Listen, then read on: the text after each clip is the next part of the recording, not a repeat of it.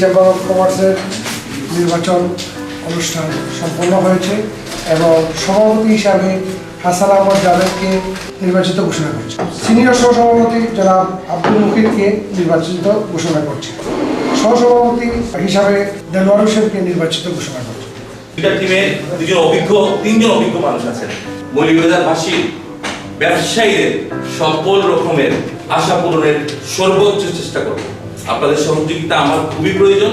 আবার বলছি, তিনজন বিজ্ঞ মুরব্বী আমাদের বডিতে আছেন, আমরা যারা আছি এখানে, আপনাদের পরামর্শে এই চেম্বারটাকে আপনারা যে দৃষ্টান্ত দেখিয়েছেন, এই ক্রাইসিস মুভমেন্টে দেশের যে দৃষ্টান্ত আপনারা দেখিয়েছেন, ইলেকশনের সাহস নিয়ে আমরা এই মৌলভীবাজার চেম্বারকে আপনারা যেভাবে পরিষ্কারভাবে নির্বাচিত করতে গিয়েছেন, আগামী 2 বছরও আমরা সকলে মিলে এই চেম্বারটাকে আমরা ব্যবসায়ীদের কাছে আরো গ্রহণযোগ্য করে তুলব।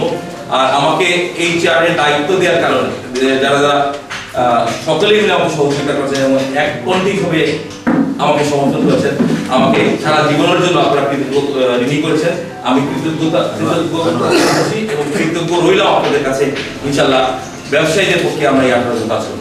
ভোট দিয়ে এখানে পাঠিয়েছেন, আমরা আশা করি প্রথম দিনের যে আজকে যে কমিটি যে গঠন করা হয়েছে, আমার মনে হয় যে ইনশাআল্লাহ আমরা সাধারণ ব্যবসায়ী, আমি বিশ্বাস করি যে এই জেলার সাধারণ ব্যবসায়ীরা ভাবে আমরা বাকি দিনগুলো কাটিয়ে যেতে পারি, এই আশ্বাস